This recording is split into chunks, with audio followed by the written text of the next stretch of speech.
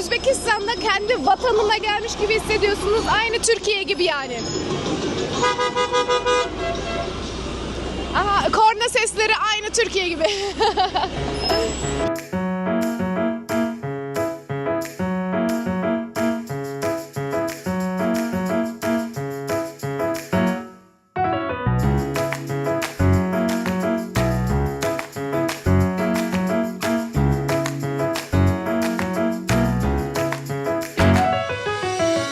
Özbekistan'dan herkese merhaba. Bugün Özbekistan'ın başkenti Taşkent'i gezeceğiz.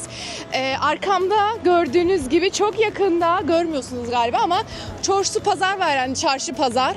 Oraya gidip hanım deneyeceğim. Hanım böyle kocaman bir mantı gibi, içinde patates var.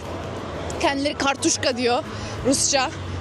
Evet, çok merak ediyorum. Kırgızistan, Kazakistan gezimizden sonra şimdi Özbekistan'a geldik. Latin alfabesiyle yazıldığı için, Türkçe'ye de benzediği için, Türk dili çünkü. Çok iyi anlaşabiliyorsunuz, görebiliyorsunuz, anlayabiliyorsunuz buradaki insanları. Özbekistan'ı benzettim yani Türkiye'ye. Anlatacak o kadar çok şey var ki bence kısa kesip gezimize başlayalım. Gezimizin ilk durağı Çorsu Pazarı. Çorsu Pazarı, Taşkent'in tam kalbinde tarihi Eskişehir bölgesinde yer alıyor. Burası sıradan bir pazar değil, yüzyıllardır süregelen bir gelenek. İpek Yolu döneminden beri insanlar burada buluşuyor, alışveriş yapıyor, hikayeler taşıyor. Dev mavi kubbesiyle ünlü bir pazar, Özbekistan'ın en büyük ve en eski pazarı. İçeride yok. Baharatlar, kuru yemişler, etler, meyveler, tekstil, el yapımı ürünler ama asıl olay yemekler. Ne o? Ne eti o? At eti. Burada yemek sadece karnı doyurmak değil, bir kültürü tatmak. Ve dikkat, satıcıların hepsi Türkçe konuşuyor. İstemiyorum, sağ ol. Almasaydın mı? Tamam, almasam almayayım ama bakayım o zaman. Selamünaleyküm. Kardeş, yaxşı mısınız? Çok zor musunuz? Büyük üzüm. 120 bin 100 yapacağım size. 100 bin vereyim. Türkiye, Özbekistan yüzü bir tuğan. Değil mi? Ya. Bence de. Anladın? Anladım tabii. Burası Semerkant ve Buhara'ya bakarak çok daha uygun. Yine de pazarlık şart. Çorsu tek bir video sığacak bir yer değil. Bu yüzden yeni bir video gelecek. Benim adım Nazlı. Sizin? Murat, memnun oldum. Memnun oldum. Kısa gelsin. Ay, çok teşekkür ederim, rahmet. Bana çok işte hani korkmuyor musun? Özbekistan, Kırgızistan, Kazakistan gelişmemiş ülkeler olabilir, güvenli olmayabilir vesaire diye. Gayet de gelişmiş ülkeler, tertemizler yani, özellikle... Ay, siz de öylesiniz, çok yaşlısınız, sağ olun, rahmet. Taşkent o kadar sıcaktı ki onca yolu yürü çok yoruldum. Ama Emir Timur'un heykelini görmeden gidemezdim. Günün sonunda vardım ve o klasik fotoğrafımı çekebildim. Karşımda Emir Timur. Ata yurdunda, atamızın huzurunda, tam da ait olduğum yerde gibi hissettim. Taşkent metrosuna Emir Timur durağında bindik. İlk sürpriz inanılmaz kalabalıktı. Hem kalabalık hem hareketli. Tam bir şehir macerası. O meşhur mavi süslü istasyonları göremedik çünkü bindiğimiz hat biraz daha sadeydi. Ama buna rağmen gitmeye değer. Yani ne diyeyim, her şeyini göremesek de bu metro yolculuğu unutulmazdı. Çantanıza dikkat. Gözlüğüm. Az daha sıkışsaydı insanlar binerdi ya.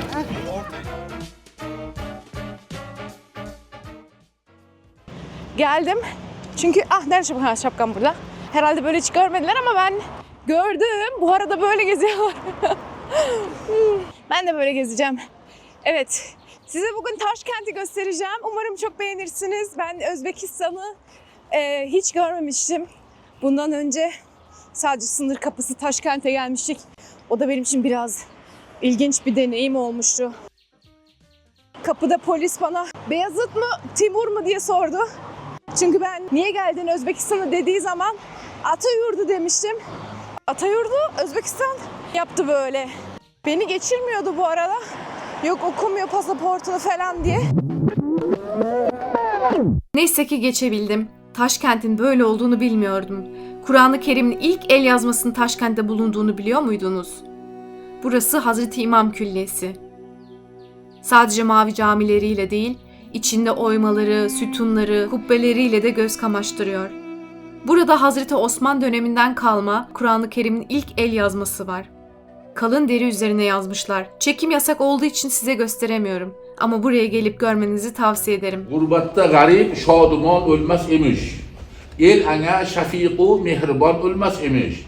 Oltin qafas ichra gar qizil gul bitsa, bulbulga tikondek oshiyon bo'lmas emish. Ağzına sağlık.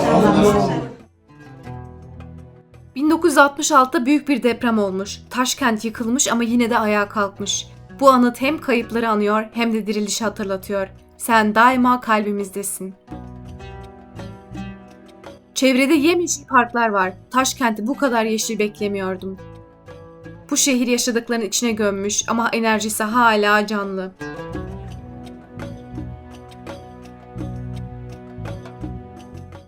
Ne o? Ne eti o?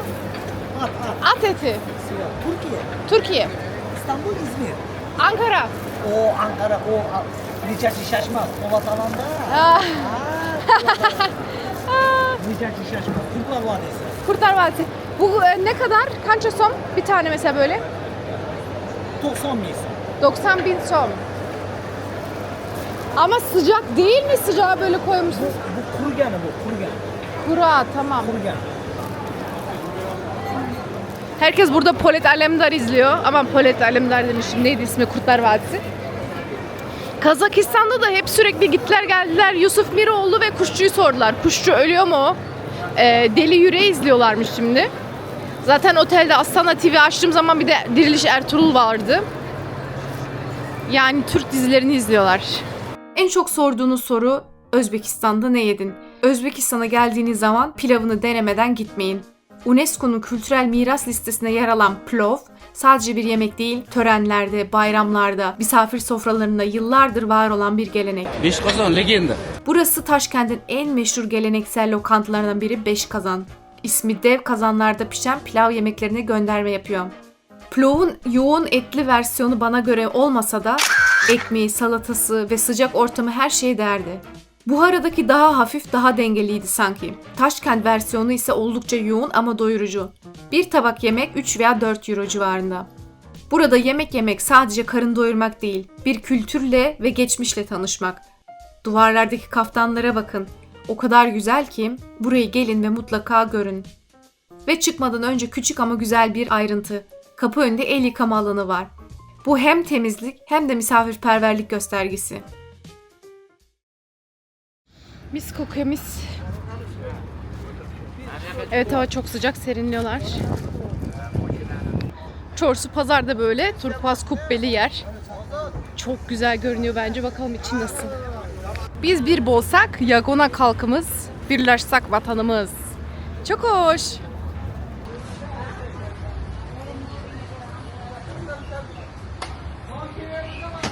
Evet, hem kapattım. Türk müsün diye konuşmaya başladı. Gördüğünüz gibi burada da böyle börek kültürü çok var. Hatta et de çok tüketiliyor. Ya aynı Türkiye. Hep aynı cümleyi kuruyorum ama gene aynı Türkiye. Lek arası kudos.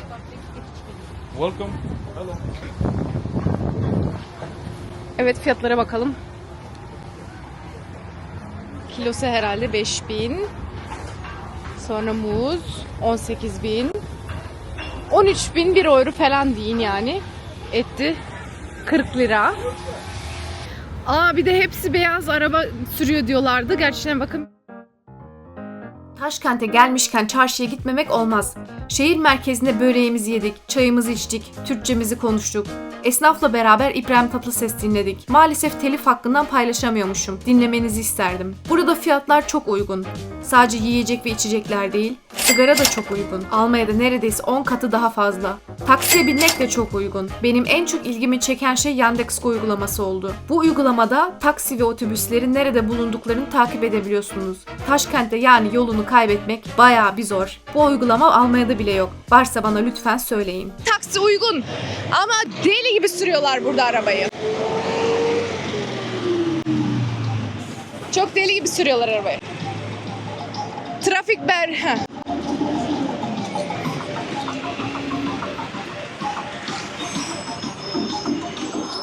Çok güzel.